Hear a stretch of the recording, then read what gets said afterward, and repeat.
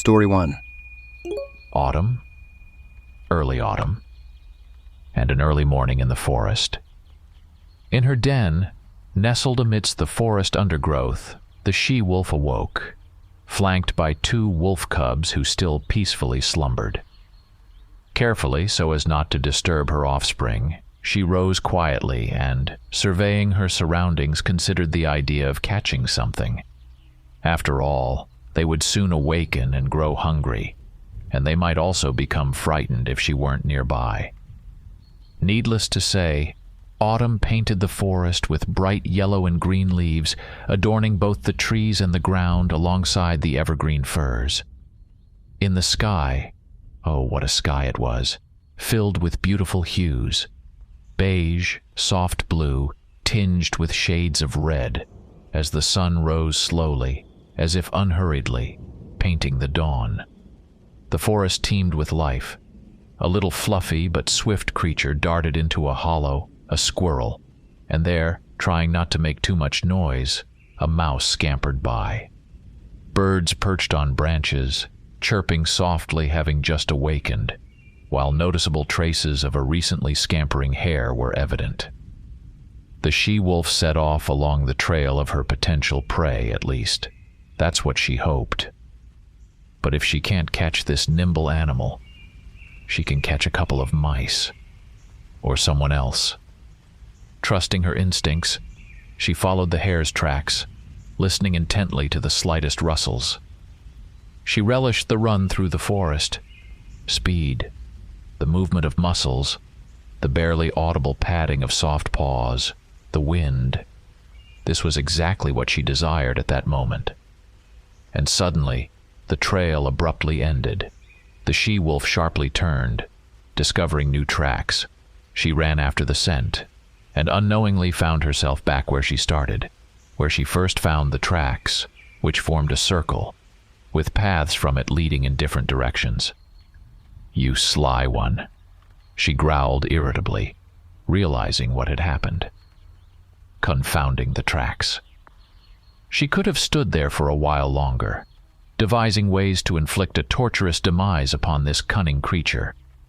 But then she heard a sound emanating from the paws of a small being.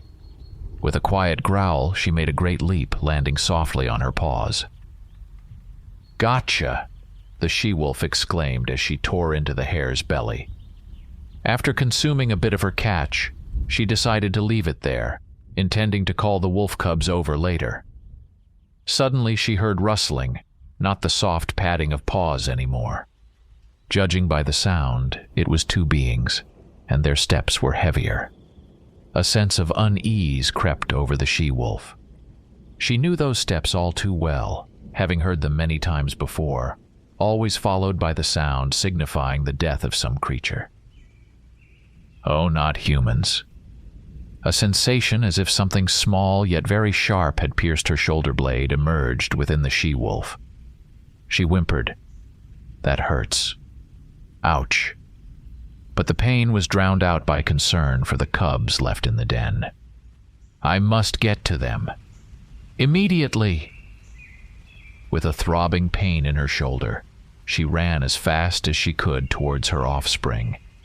Colliding with many animals along the way, they scattered upon seeing her eyes, filled with pain, fear, and worry, and upon seeing the blood, they understood what was happening and fled to hide. The she-wolf stumbled, fell, got entangled in thickets, but never stopped moving. And there it was, the den, and her children, safe and sound. The little she-wolf was still asleep, while the cub had already awakened, whimpering softly. Seeing the she-wolf, he leaped up. "Mom." The cub rubbed his head against her paw. "Is something wrong?" "I must lie, not to scare them," thought the she-wolf. "Why frighten the children by telling them everything? If they understand what I have planned, they won't let me go, and then we'll all perish. It's all fine. I'll be back soon." She concealed the pain, concealed the blood flowing from her shoulder, all for the sake of the cubs. But with each passing second, the she-wolf grew weaker. wake up your sister and leave you, but you shouldn't wait for me." It almost slipped out of her. "It's dangerous." But she held back. "Will you catch up with us?" The wolf cub whimpered. He already suspected that something was wrong. He could feel it. "Run as far as you can, and take care of your little sister," the she-wolf instructed, as though not hearing the cub's question, blood continuing to seep from her shoulder. Drip, drip, drip. The drops of blood fell. The cub saw them and whimpered, piteously, imploringly, anxiously. He knew what it was. Their mother had told them about humans killing animals. He had seen that red, warm liquid before. He was small, but he knew enough to understand. The cub whimpered, and she could barely hold herself up on her paws, her strength ebbing away. "It's time," the she-wolf decided. She breathed in the scent of her pup's fur, licked their little noses, but couldn't bring herself to look them in the eye. It hurt too much. It was too unbearable. Right now, the most important thing was to run as far as possible, as long as possible, to ensure the cub's safety, even as her strength waned, so they wouldn't be harmed. Let her die, but they would live. She could do it. For them, for their lives. They were still young, they shouldn't die. She wouldn't allow it. She wouldn't allow it. And she ran. It seemed heavy footsteps were echoing from all sides. Rustling came from behind bushes from the left and right. Suddenly beneath her feet, the she-wolf saw the hare she had caught. Her pups would find it. A sound, a bang, pain. It was a shot in her side. Another sound, another bang, more pain, this time in her other side. The she-wolf whimpered. Who wants to die? But she had to, for the cubs. Another sound, another bang, more pain. Pain in her chest. I can't hold on any longer. The she-wolf collapsed to the ground. But she was alive. The last seconds of her life. Footsteps approached. 2 hunters with guns approached the she-wolf lying on the ground. Judging by their resemblance, brothers. Both with black short hair and dark eyes, the color of the night, the color of the abyss. Both of average build. Even their movements were similar. Clad in thick clothing, fur jackets, black pants, sturdy boots. Victory, satisfaction painted their faces, but not warm. Some kind of malicious satisfaction. One of the hunters seemed to notice the she-wolf's catch, and he growled menacingly. "Hey, Tom, look!" He inspected the hare. "What's up, John? Found something?" Tom approached his brother. "Yeah, this beast." John pointed first at the she-wolf, then at the small creature. "She ruined this hare." "Uh-huh," Tom nodded. "Let's grab this wolf and head home already." "Must be heavy," John guessed, and he lifted the she-wolf from one side. 1, 2, 3, Tom commanded, lifting from the other side. Meanwhile, the wolf cub watched it all, barely whimpering as he saw his mother. His first thought was to tear apart the killers. He almost leaped out from behind the bushes and growled angrily. He wanted to rush in, but a thought stopped him, a thought lingering in the recesses of his mind. I am still young and weak. It's not time yet. I must grow stronger. He retreated back into the bushes and ran to his sister, who was surely already frightened, finding no one in the den. He understood his mother's plan, a plan to save their lives, but it didn't make it any easier. He felt pain from what he had seen. He wanted to kill everyone involved in the murder, and even those who were associated with the killers. He wanted them to feel the same pain, the same suffering he felt. But it wasn't the time. Not yet. All the animals in the forest, those who saw or heard about what happened, understood. It was still the same morning, the same forest. But happiness was no longer here. It was overshadowed by blood on the leaves, where not long ago the body of the she-wolf lay. It was a dark night. Everywhere was quiet long ago. Only occasionally could be heard the barely audible rustle of leaves, soft whimpering, and the howl of the cold wind. In the sky, the stars shimmered with small, bright lights, as if rejoicing in the absence of dark clouds that could easily cover them. But the main feature in the sky was the disk of whitish-yellow hue, the moon. Thanks to it, the night was as bright as day. On the grass and leaves, where previously one could see all that remained of the hare's body, one could still see the darkened liquid, evoking not the most pleasant memories and emotions in all the inhabitants of the forest. Far away from this place lie 2 wolf cubs, completely alone. The wolf cub's sister sleeps peacefully, occasionally twitching and growling in her sleep, but he cannot sleep after what he experienced today. It's amazing how quickly everything can change. Just this morning he slept, feeling the warmth of the mother and his sister on both sides, and now he lies there unable to fall asleep, because he cannot nestle into his mother's warm side, feeling completely safe. Because she won't return. She won't tell them anything, teach them anything important, won't worry if her wolf cubs disappear from the den. None of that will happen. The wolf cub himself saw how they carried away their mother with closed eyes, bloodied sides, swaying with every step of the hunters like a large toy.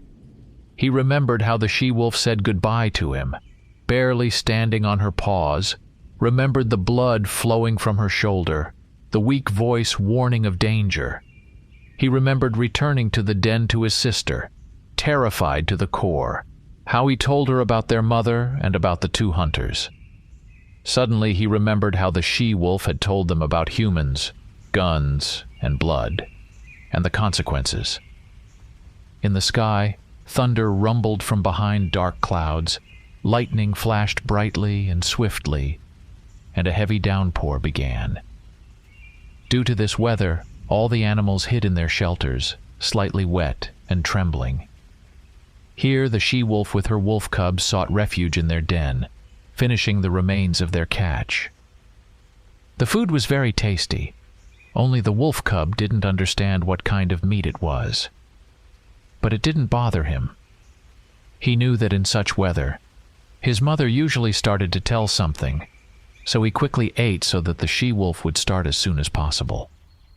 Finally, the prey was eaten, and the wolf cubs looked at the she-wolf. She, without taking her eyes off, looked at the wet fallen leaves, at the lake where circles formed from the raindrops, at the gloomy clouds in the sky, which had no intention of letting the sun rays through. Under the watchful gaze of her cubs, she began to tell a story that seemed to fit perfectly with such weather. Well, all right. The she-wolf licked her cub's fur. Once, on a clear day when the sun was shining brightly but the sky was like it is now, a sound was heard. It wasn't just any sound. The she-wolf saw the surprised eyes of her children. Yes, it was an unusual sound, you could say, a clap. It was so loud and sudden that it seemed like the whole forest flinched at once. Then came the piercing howl of a wolf. The she-wolf buried her face in her paws and lay there for a while. The cubs began to call her, and finally she raised her head, but her eyes were filled with sadness and pain. It seemed that she wouldn't say anything else, but after a few minutes, she continued. Several animals dashed towards the sound, mostly wolves. They saw a wolf lying there whimpering, red liquid dripping from his body, blood. Then there was a rustle, and the wolves growled, but then people appeared, and everyone rushed to the bushes, those who knew what could happen, but not all. Some of them, upon recognizing the whimpering wolf, rushed straight at the humans, and the same sounds were heard. Claps. They all perished. The she-wolf fell silent, staring at the clouds again. The wolf cub didn't understand why there was pain, longing, and sadness in her eyes. Then she remained silent for a long time, watching the rain, the sky, and the lake. "That's what you must remember," taught the she-wolf. "Know this. The things that hunters have are very dangerous. This clap comes from them, and if it hits you, it's bad news. Warm red liquid will start to flow, and you'll hardly be able to stop it. Fear the hunters. They sometimes appear with animals that help track down prey. When people appear, it means someone's life is about to be cut short. Maybe more than one." After that, the she-wolf fell silent, noticing that the rain had stopped dripping. The clouds had disappeared, and the sun had peeked out. The wolf cub shuddered. The memory was so vivid, as if it were happening right now. It's amazing how memories can affect us. On one hand, they warm the soul, reminding us that those moments existed. And on the other hand, they cause pain. They cannot be brought back, renewed, or relived, even if time could be turned back for just a few minutes. Dark night. Silence.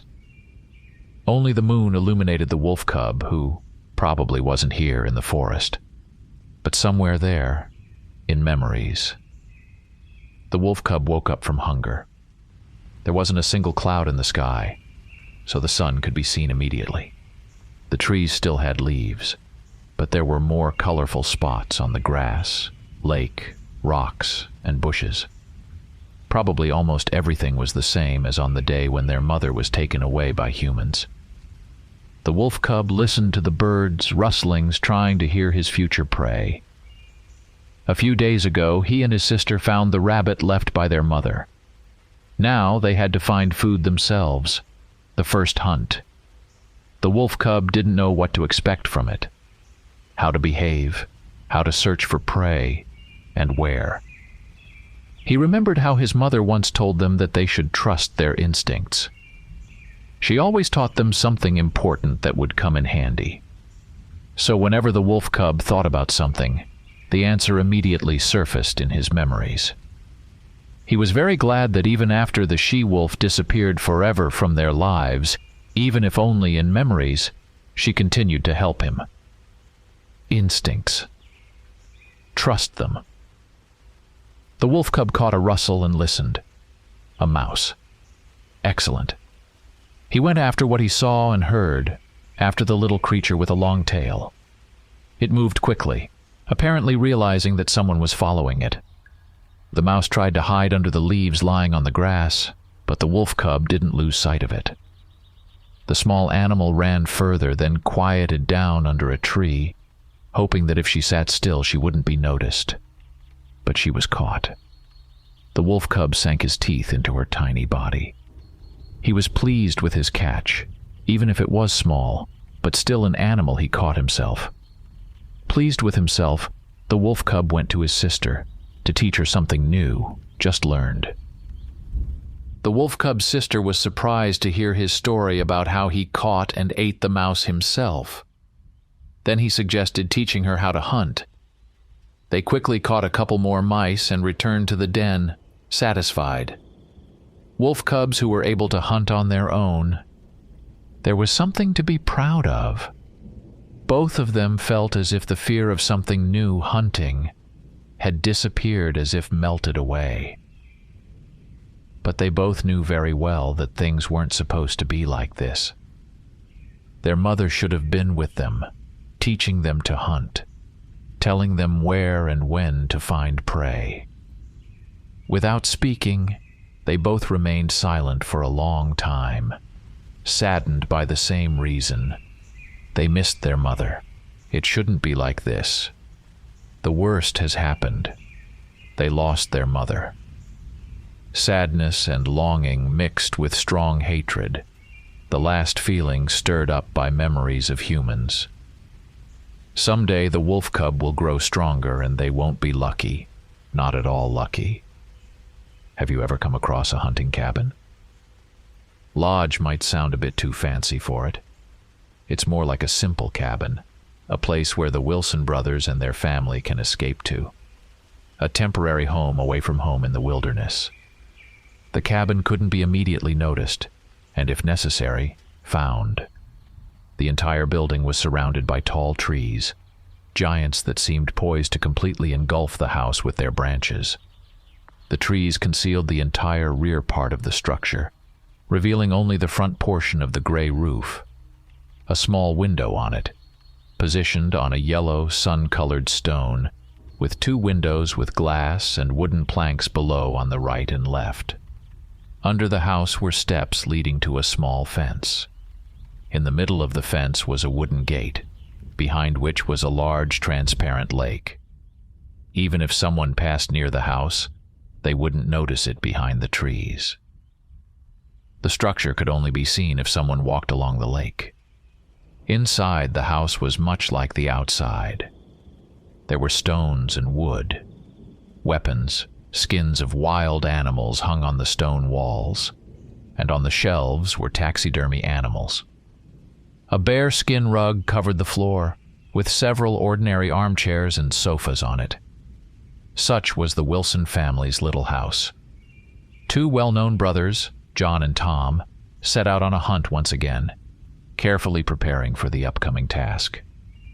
Promising their parents they'd return soon, they stepped out of the cabin, descended the stone steps, and opened the gate, heading into the forest to hunt. The forest, or more precisely, its inhabitants, greeted them with their instantaneous disappearances. But not everyone.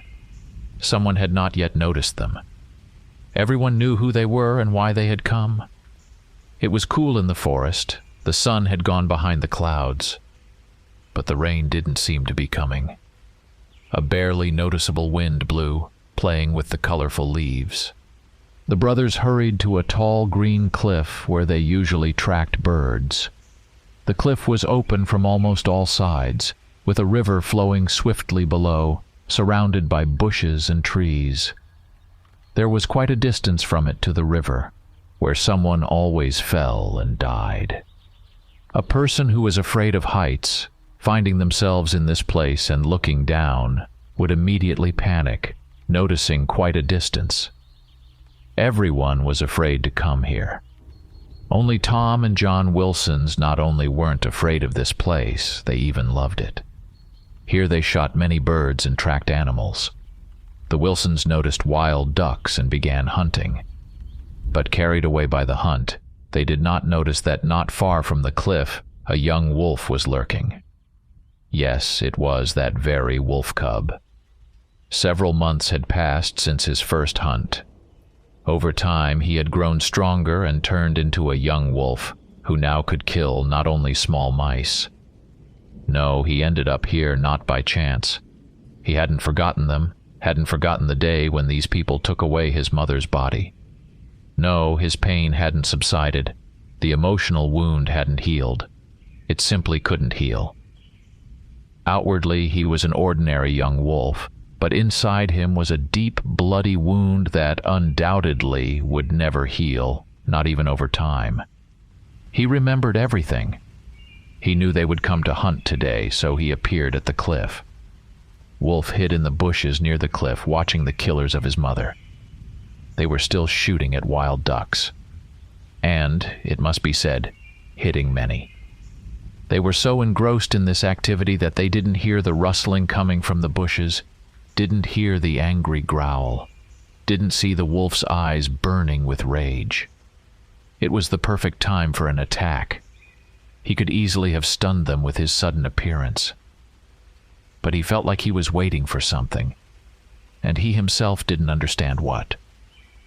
Strangely enough, this feeling didn't fail him. John, the older brother, suddenly lowered his weapon, and his younger brother was about to ask the reason for such a sudden action. But before he could even open his mouth, his brother recoiled from him as if he had seen a ghost. John's eyes widened in surprise, then filled with intense fear. He backed away from Tom, as if trying to distance himself as much as possible. His younger brother looked at him with confusion, but John continued to retreat. "Hey, John," Tom called out with fear in his voice. But John remained silent. as if he had lost the ability to speak. "What's wrong with you, buddy?" Tom reached out a hand towards his brother's shoulder, as if trying to reassure him. But John stared at him in shock, fear evident in his eyes, and continued to step back. Finally, Man was able to speak again, but his words did nothing to calm Tom. "Begone, foul creature!" shouted the elder Wilson. "What have you done to my brother, spawn of hell?" Tom continued to cry out loudly. "What? John, what's happening to you?" Tom whispered, looking at his brother in astonishment. "It's me, Tom." No, you're not Tom. Don't touch me," John screamed shrilly. His eyes were very peculiar. When Tom attempted to pat him on the shoulder, Man took another step back, hurling various curses. Then another step, stones beneath his feet cascading down the cliff into the river, yet he paid no attention. Another step, and John plummeted from the cliff into the river with incredible speed. The young wolf witnessed one of the hunters falling from the cliff. The elder Wilson perished. Tom seemed to have turned into a motionless statue. He sat on a rock, gazing down at the river, disbelieving what had happened, his hands clenched into fists on his knees. Wilson thought he would wake up any moment, realizing it was a horrific nightmare, albeit one so real it seemed entirely believable. He kept opening and closing his eyes, hoping to wake up. Losing count, he began pinching the skin of his left arm vigorously, but nothing changed except for the reddening of the skin. Then John's brother froze again for several minutes, and then he screamed loudly enough to seemingly echo through the entire forest. He bent down, scooped up a handful of rocks from the ground, and hurled them with all his might into the river below the cliff. Then the young man began to shake as if from an electric shock, grabbing hold of his dark, short hair and pulling at it, paying no attention to the tender blue sky above, where a flock of wild ducks soared, or to the roar of the turbulent river below the cliff, or to the young deer that came to the water's edge to quench its thirst. He saw and heard nothing, contorting not from physical pain, but from emotional agony, burning in a bright, merciless fire, holding onto his dark, coal-like hair, hoping not to crumble into the tiniest molecules, restraining himself from throwing himself into the river or seeking out some enormous beast, discarding his weapon, waiting for it to tear him apart.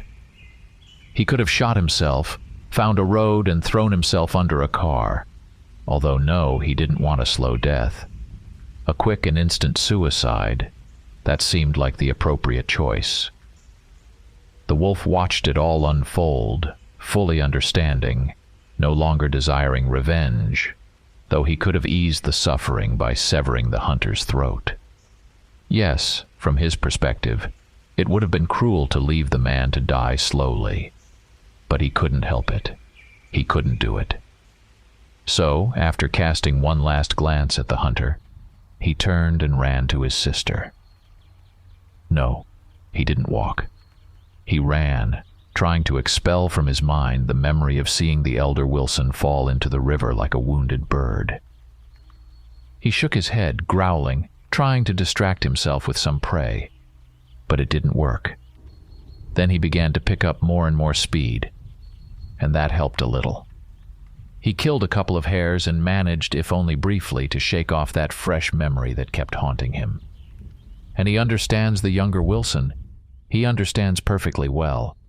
He lost his mom several months ago, and these two hunters killed her. But one of them died, and the other is tormented by the loss of his brother. What vengeance could there be in such circumstances? "Oh, little brother," greeted him his sister, emerging from the bushes. "Where have you been?" Interesting. Where was she herself when he went to the cliff to seek vengeance? And she asks as if she saw one of the hunters die, as if he didn't go with her. She transformed from a young wolf into a typical young she-wolf. But her character... Me? Where was I? The wolf couldn't help but emphasize the me. Funny, that's the question I wanted to ask you, he growled. The she-wolf stepped back a few paces, surprised by his sudden reaction. But then she stepped forward the same distance she had retreated. She snarled and glared angrily. "Why are you so agitated?" she asked, baring her teeth. Did something happen? Her brother felt his anger rising even more. How dare she ask so casually and calmly? Then he tried to calm down and, stepping forward towards the she-wolf, explained, "I was at the cliff, and I wasn't hunting. I didn't go there by chance." His conversation partner looked at him with astonishment, clearly expecting an explanation. "I went there for revenge, but—" The wolf pondered how to explain what had happened. "Unforeseen circumstances arose," he concluded. "What do you mean by unforeseen?" the she-wolf asked with a displeased tone. His sister could be so obstinate. They often argued with her, especially after their mom died. Perhaps that's when his sister became so difficult. Or maybe it happened before. "Well, there's no point bothering them anymore," the wolf explained. "I think we're even now." Emotions flickered quickly in the she-wolf's eyes. Surprise, incomprehension, anger, then confusion again. Enough with the riddles, thought the wolf. It's time to explain everything directly. Maybe she'll understand. "One of them died, but I didn't kill the man," the she-wolf's brother answered the unspoken question. "I didn't kill anyone. I didn't get the chance." "What do you mean?" the she-wolf asked, not understanding. "Then why did you say we're even if you didn't touch anyone?" Wolf quickly told his sister what was happening, waiting for her reaction. She didn't keep him waiting long. Her fur bristled, she bared her teeth, and took a step towards him. "Why didn't you kill the second one?" the she-wolf squealed irritably. "Why didn't you rip his throat out?" The wolf snarled angrily. There was her troublesome character. "Enough with the torment, sister," her brother snapped. "Enough!" "What? You—" his sister stumbled. "Spit it out! Come on!" The wolf bared his teeth. "What am I?" "Excessively kind," his sister finally said. "If the first one perished, you would have killed the second. Or are you afraid he'll shoot you?" The she-wolf tried to taunt the wolf. "You're so cruel. And you're a fool." The she-wolf shot him a malicious look and walked away. The wolf was surprised when she disappeared behind the bushes. Did he push her too far, or did she simply grow tired of quarreling with him? He stood there for a long time, trying to understand the reason. We're back at the familiar Wilson household. Everything is just as it was before the unfortunate incident, except there's tension in the air. The wooden floor where the pelt of a large bear lies, the Wilsons are seated on armchairs. Well, almost all of them, except for John. Tom did return home, but since then he hasn't uttered a word. He still resembles a statue, stony and unmoving. The last memories torment him. The frightened face of his brother. The moment when he falls from the cliff.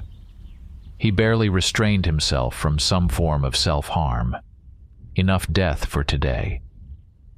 The brother's parents understood everything without words, seeing Tom's face, the face of a man who sees and hears nothing around him, the face of a man who is somewhere else. Evening. It's dark outside. Still no one has spoken a word. The full moon outside the Wilsons' house illuminates a small lake and the fence with a gate. Finally, the father of the two brothers speaks to Tom.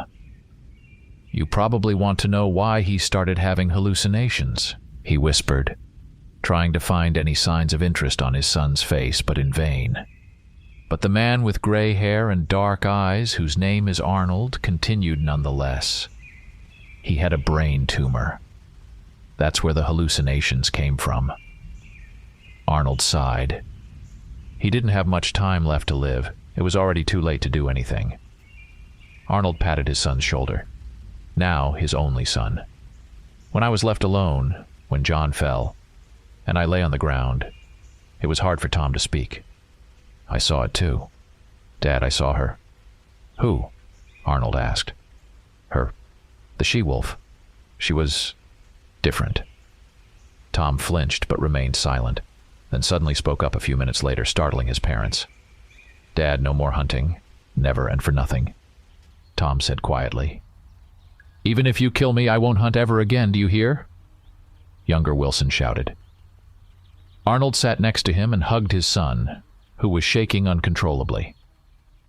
Okay. No more hunting, no need for it. And somewhere out there in the woods, under the moonlight, the young wolf and she-wolf howled. Story 2. The air was cold and sharp, biting at any exposed skin it could find. It was one of those winter mornings where the world seems to hibernate under a thick blanket of snow, silent and expectant. My breath formed small clouds of mist as I stood outside our family's country house, a modest structure nestled against the backdrop of a dense, seemingly endless forest. This place, secluded and serene, had become a sanctuary for us, especially around the New Year's Eve. My father, a man of few words but many thoughts, was already busy preparing for our expedition. He had this tradition, a sacred ritual almost, of hunting in these woods every winter. The forest was his escape, his connection to something primal and untouched. I remember looking at him as he moved about, his actions deliberate and practiced. He wore an old sweater, faded and frayed at the edges, each tear a testament to his many adventures. His boots, caked with mud and snow, told stories of their own. He had this aura of quiet confidence, a man in his element, and I couldn't help but feel a mix of awe and nervous excitement. We were packing our backpacks with necessities: food, water, a first aid kit, and other essentials. My father's rifle, an aged but well-maintained piece, lay against the wooden porch, its presence both ominous and reassuring. He handled it with respect, a respect he intended to teach me. The forest awaited us, a world of its own, untamed and indifferent to our presence. As we set off, the crunch of snow under our boots was the only sound in the still morning. The trees, towering and solemn, stood like sentinels guarding the secrets of the woods. My father led the way, his step sure and steady. I followed, trying to match his pace, trying to read the language of the forest as he did. He pointed out tracks in the snow, signs of life amidst the winter stillness. To him, these were more than mere markings. They were stories, clues to understanding the rhythm of nature. Our conversation was sparse but meaningful. He spoke of his first hunt, of the lessons he had learned, of respect for the forest and its inhabitants. He spoke of patience, of understanding that we were just small parts of a larger, more intricate tapestry. The tracks of the deer led us deeper, each step a foray into a world unknown. My father, with eyes sharp as the winter air, followed the trail with a hunter's focus. I, in my youthful eagerness, kept pace, my heart racing with the thrill of the chase. There was something almost mystical about the way the deer eluded us. It was as if the creature was part of the forest itself, always a shadow, always just beyond reach. The snow crunched beneath our boots, a steady rhythm in the quiet world. As we ventured further, time seemed to lose its grip. The sun, a distant, muted orb, filtered through the dense canopy, casting a dappled pattern on the snow. The air was fresh, filled with the scent of pine and earth, a fragrance that spoke of ageless cycles and secrets held close by the land. It was then that we noticed the other tracks, peculiar and intriguing. They were unlike any I had seen before, larger, with a pattern that spoke of a creature unknown. My father's eyes narrowed as he examined them, the excitement of the unknown adding a new dimension to our expedition. Driven by curiosity and the allure of discovery, we followed these new tracks. The forest around us seemed to change, the trees older, their branches twisted into gnarled shapes, like silent sentinels of a forgotten realm. The light dimmed, the shadows grew longer, and the air turned colder. I felt a twinge of unease, the comfort of the familiar giving way to the thrill of the unknown. My father, however, remained undeterred, his confidence a beacon in the enveloping mystery. He moved with purpose, his gaze alternating between the ground and the horizon. We found ourselves in a part of the forest that felt untouched, primeval. The sounds were different here, more subdued, as if the forest was holding its breath. The tracks led us through a thicket, the branches parting reluctantly to let us pass. As the day wore on, the realization that we were far from familiar territory began to dawn on me. I looked to my father, searching for any sign of doubt, but found none.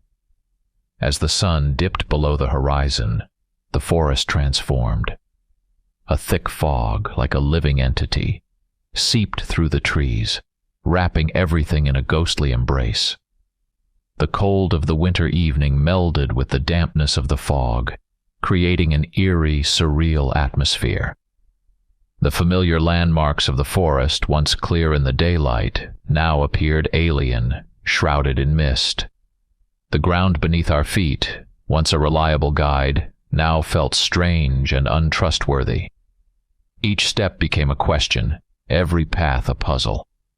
The trails, which we had followed with such certainty, now seemed to mock us with their sameness.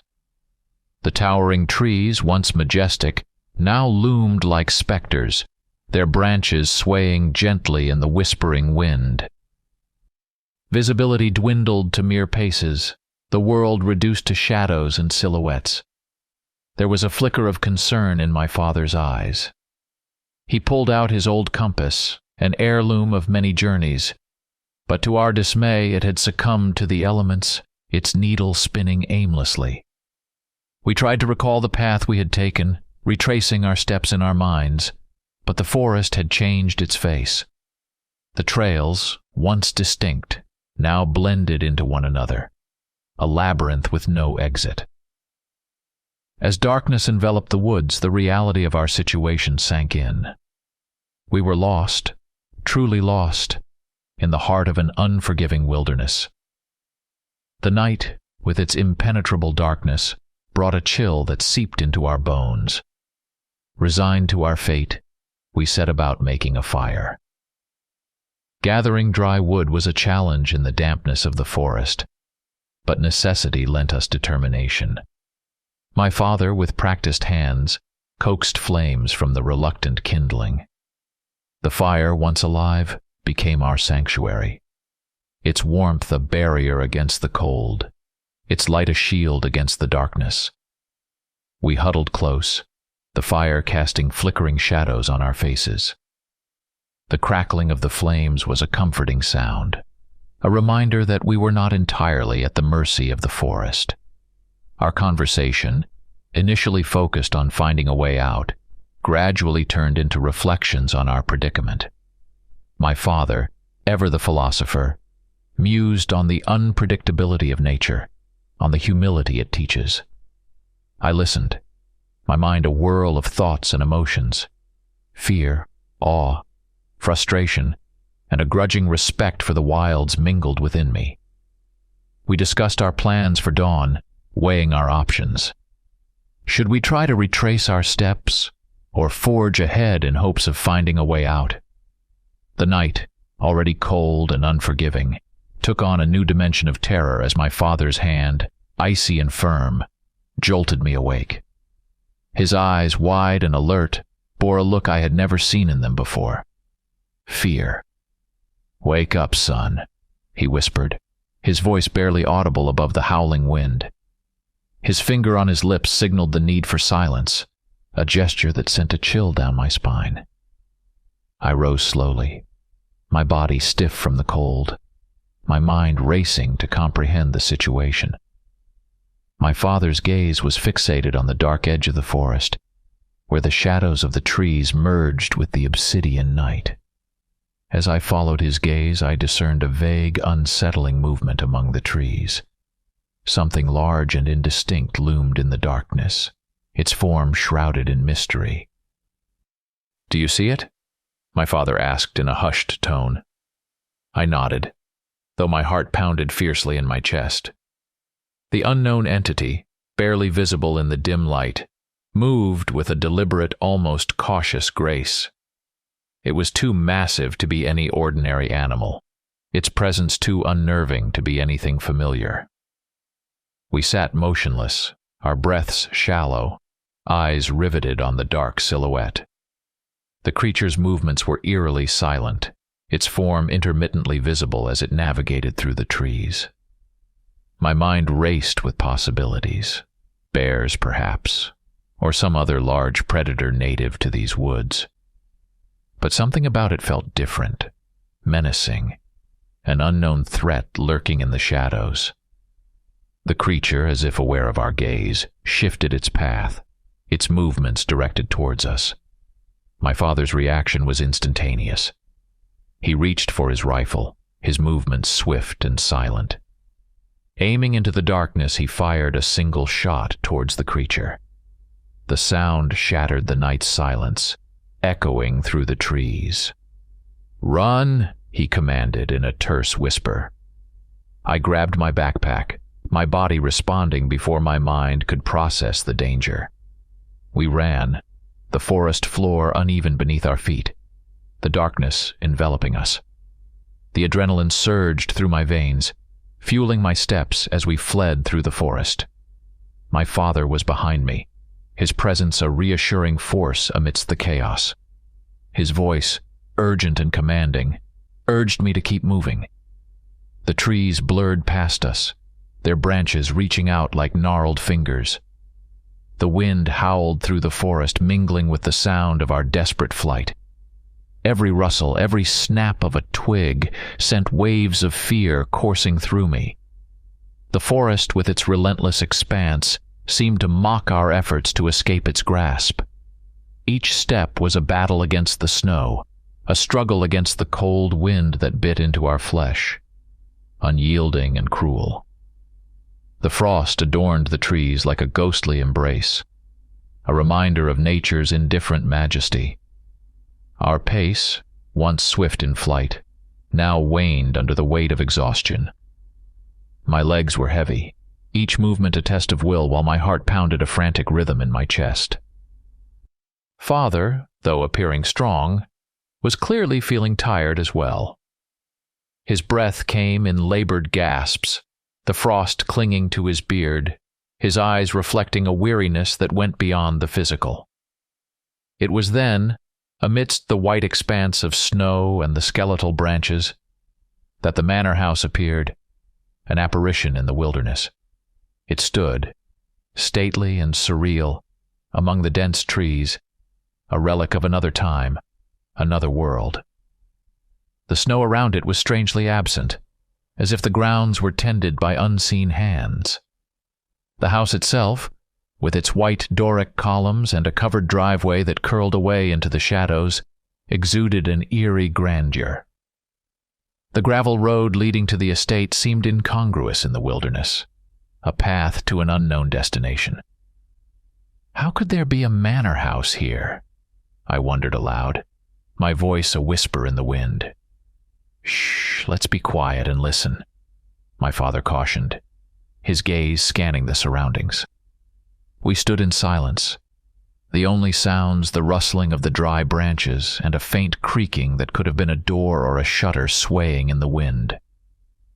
The manor, for all its imposing presence, appeared abandoned, a forgotten sentinel in the heart of the forest. "Perhaps we should go in," my father finally said, his voice tinged with uncertainty. I felt a knot of fear in my stomach. The thought of entering the unknown manor was as daunting as it was enticing. The promise of warmth and shelter was a siren call, yet the house's isolation and eerie perfection were disquieting. "Dad, let's not go," I pleaded, my voice barely above a murmur. "Don't be afraid. We will only look," my father reassured me, his words more for himself than for me. Reluctantly, I followed him towards the manor.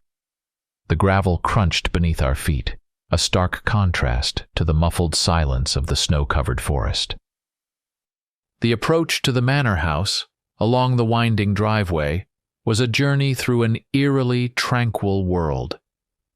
Patches of snow, untouched and pristine, lay scattered, a testament to the solitude that enveloped the place. The tall hedge, its branches dry and turquoise, stood like a silent sentinel, guarding the secrets within. An ancient bird's nest, nestled in the thickest branches, was a reminder of life that once thrived here. As we stood before the entrance, I couldn't help but be drawn to the facade of the house. The brickwork was meticulous, a craft of a bygone era. The bricks, handmade and irregular, hinted at a time when this place was more than just an abandoned relic. I imagined workers digging up clay from the very ground we stood on, laying the foundation of this once grand estate. The columns, their paint spiraling off in curls, bore the marks of neglect, the shattered awning a sign of decay. Above us, a lantern hung on a long chain, swaying gently in the wind, its light long extinguished. Clinging tightly to my father's hand, I ascended the steps, my body trembling. Whether from cold or fear, I couldn't tell. One of the windows, slightly ajar, revealed a rope stretched through it, one end disappearing into the dark interior of the house, the other lost to the snowy grounds outside. Crossing the terrace, my father's grip on my hand was firm, a silent reassurance in the face of our shared apprehension. We approached the window, peering into the shadows within. "Dad, do you see anything out there?" I whispered, my voice barely audible. "Shh, no one is here," he replied, his eyes scanning the darkness. The urge to flee, to escape this place, welled up inside me. "Let's get out of here, Dad," I pleaded, my voice tinged with fear. My father's gaze met mine, stern and unwavering. "There's this unknown beast waiting for us in the forest. We have nowhere to run, you understand? We have no choice. We'll hide here for now," he said, his voice steady despite the uncertainty of our situation. "Everything will be fine," he added. Reluctantly, I nodded, the weight of our predicament sinking in. The manor, despite its foreboding presence, was our only refuge from the unknown terror that lurked in the forest. My father's hand on the door was steady, yet the massive brass hinges protested with a groan as the door swung open. We paused, our senses heightened, listening to the silence that enveloped the manor. The air was heavy with the scent of decay and damp. The weight of years pressed down upon us. Stepping into the lobby, the grandeur of the past confronted us. The floor, a checkerboard of black and white marble tiles, stretched out before us, reminiscent of a set of dominoes frozen mid-game. The wide staircase, leading to the second floor, loomed like a sentinel, its once proud elegance now marred by time.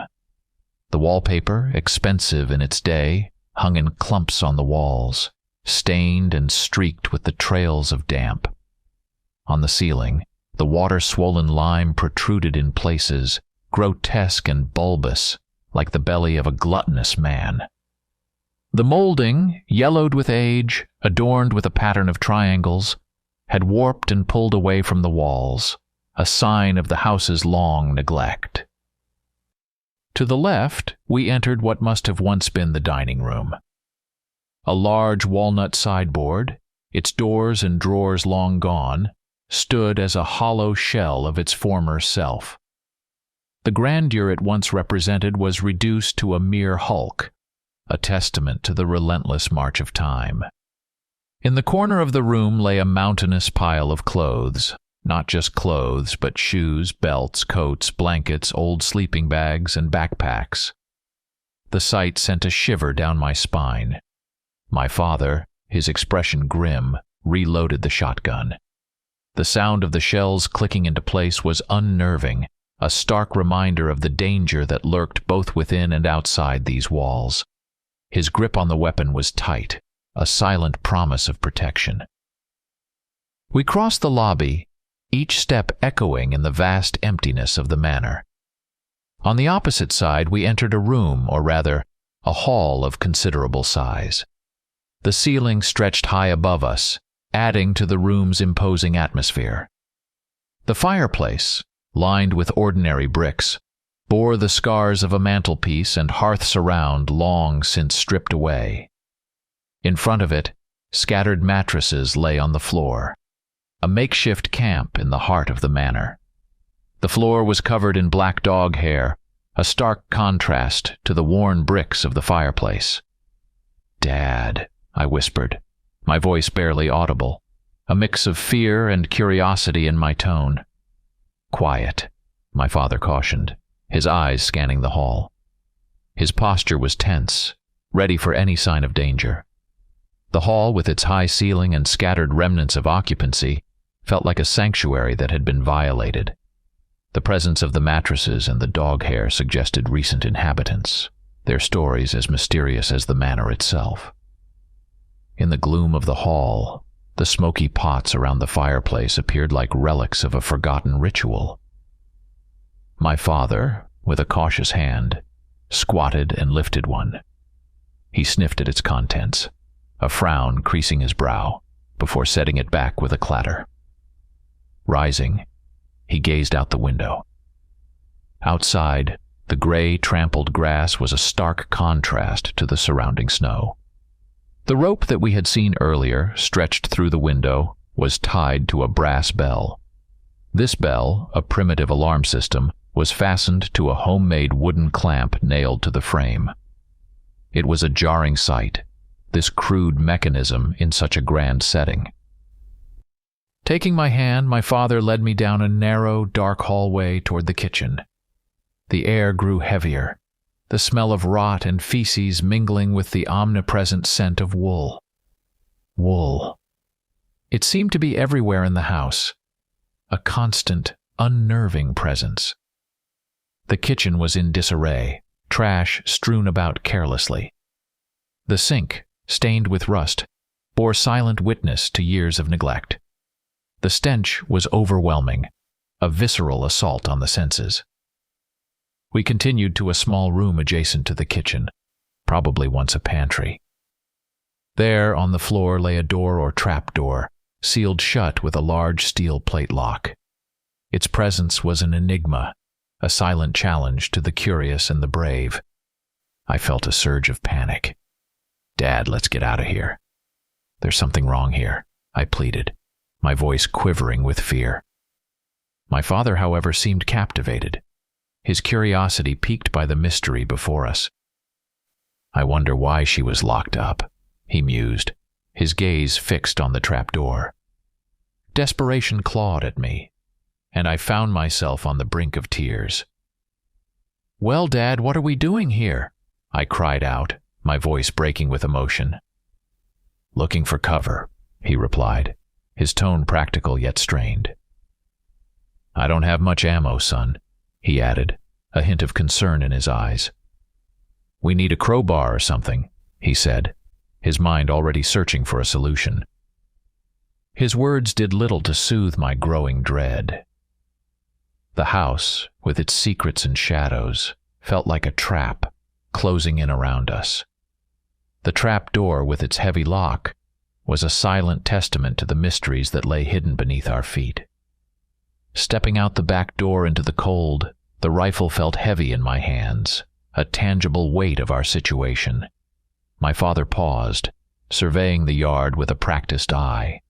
The driveway, paved with bricks, was flanked by shapeless, thorny bushes, their branches reaching out like twisted fingers. Atop brick pillars, someone had mounted an old iron harrow, a relic of a bygone era.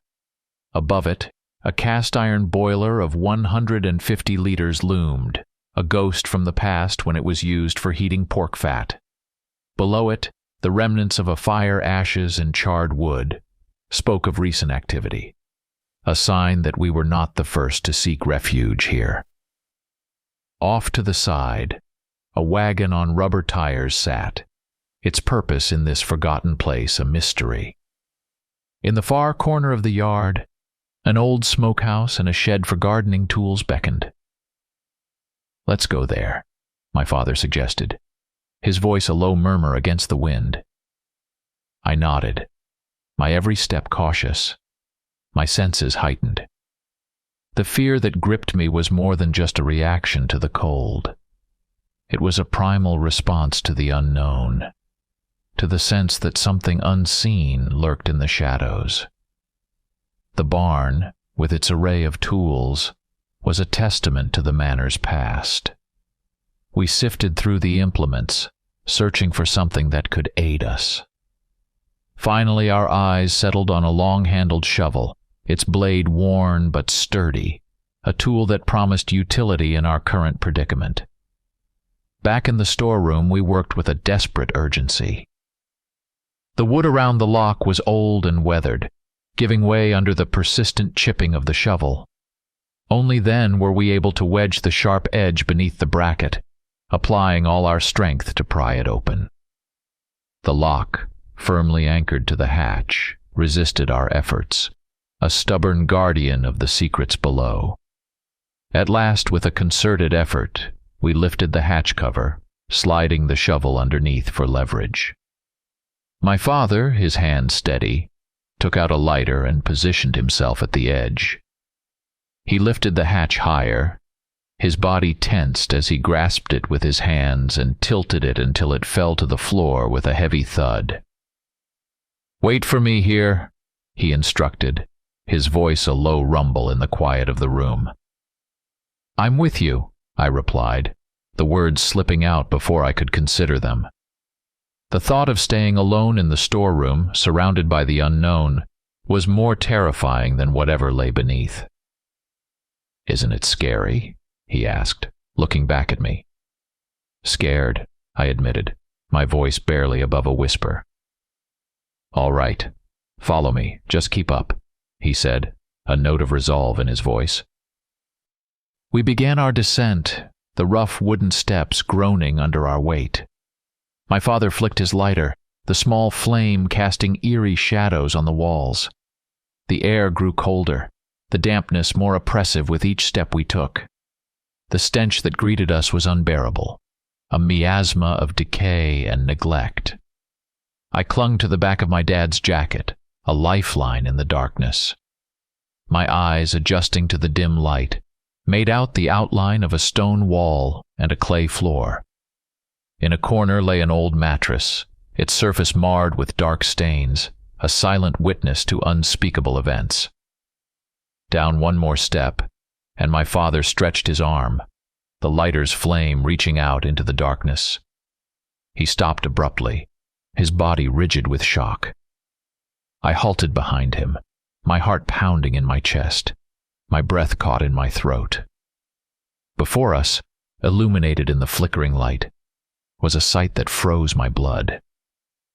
The scene that unfolded before us in the cellar was a tableau of human misery, a grotesque distortion of life. Naked men and women were huddled against the back wall, their hands covering their faces, as if to shield themselves from the horror of their existence. The wounds and abrasions on their bodies were a silent testimony to their suffering. Among them, on the mattress, lay a woman, her legs amputated at the hips, the stumps blackened and burned.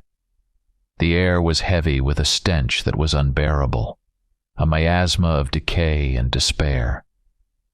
The fear in their eyes was palpable, a raw, primal terror that spoke of unimaginable horrors. I turned to my father, and in his face I saw a mirror of their fear, his features etched with horror and disbelief. "Oh my God," he whispered, his voice a ghost of its usual strength. The people in the cellar, their eyes squinting against the dim light of the lighter, began to turn towards us, their faces etched with desperation.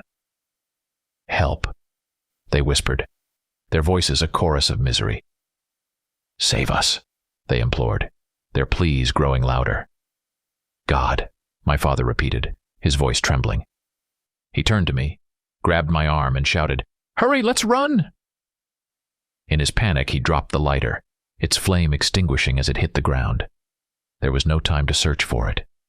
He pushed me towards the stairs, urgency propelling his actions. "Help us!"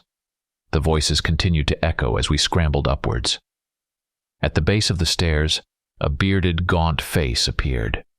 A man with his arms missing, his expression one of desperate pleading.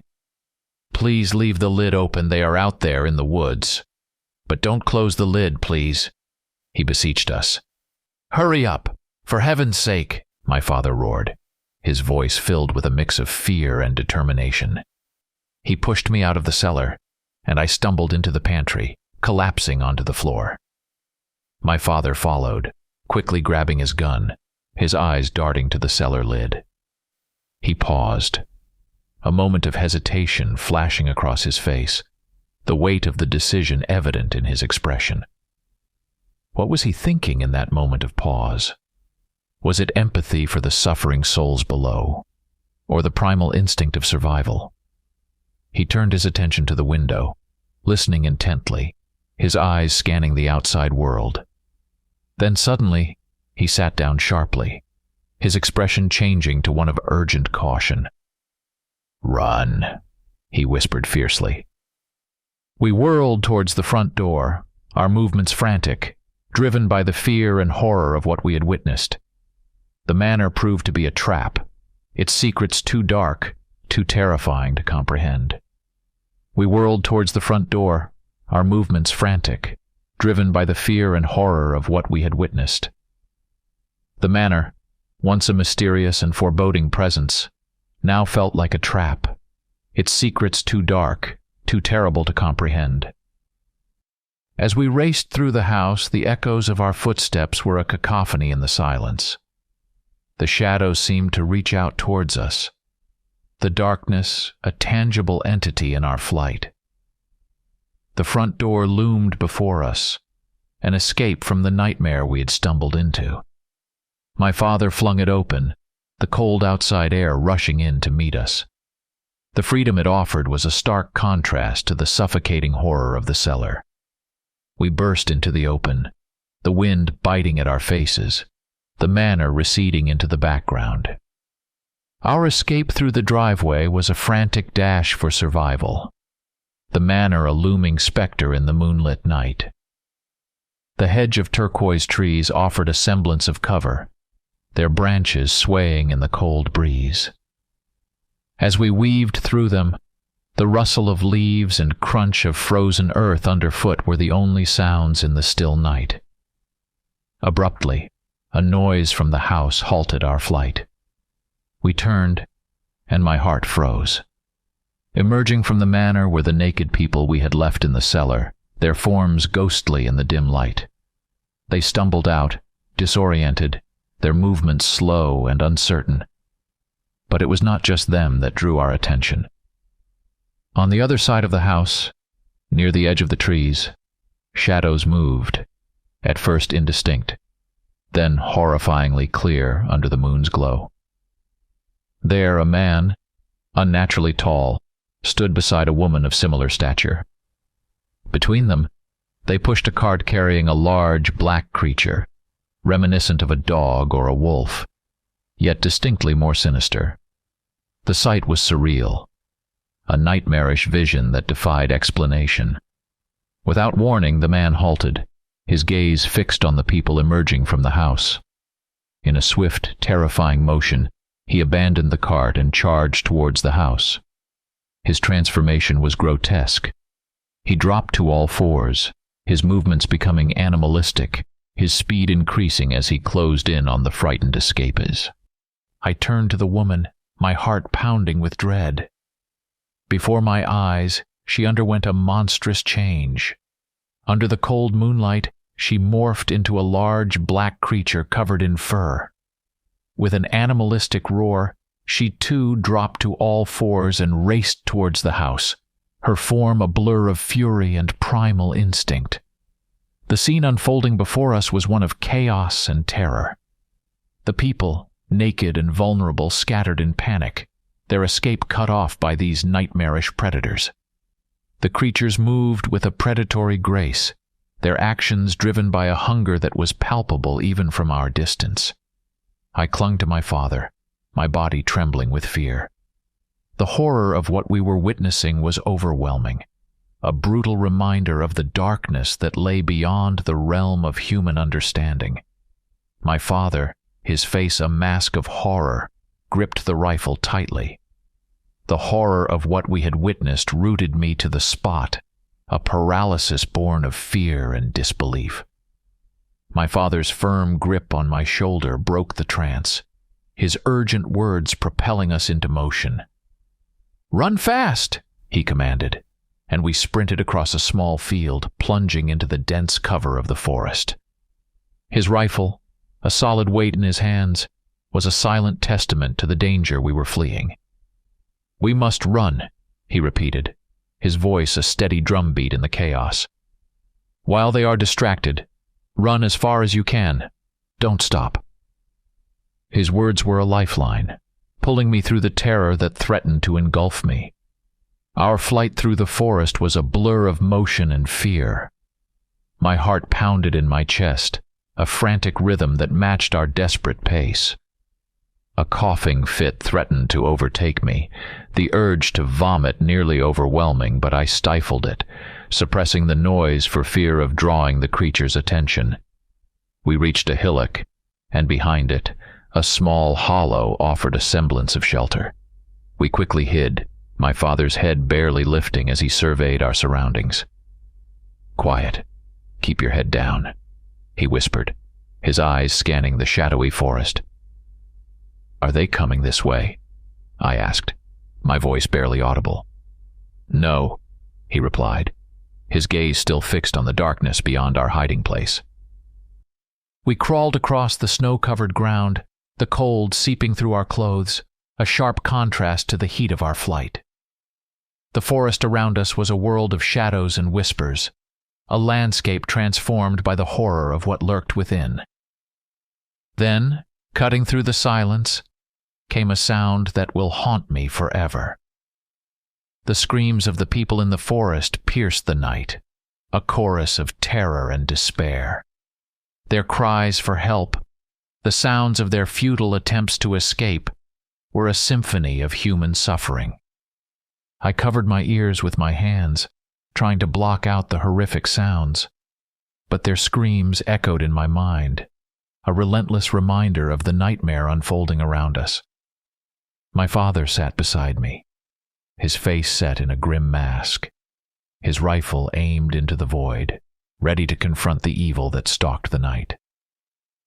We remained in that hollow until morning, the hours stretching into an eternity of fear and vigilance. The forest around us remained still, neither the people nor the monstrous creatures making an appearance. The screams had long since faded, leaving behind a haunting silence. With the first light of dawn, we ventured out of our hiding place.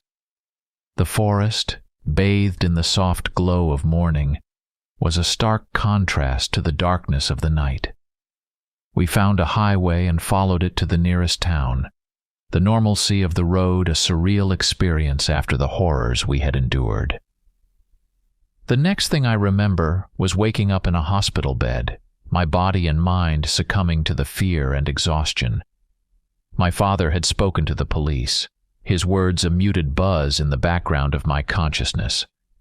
What happened to those people, the fate that befell them, remained a mystery, one that my father refused to discuss.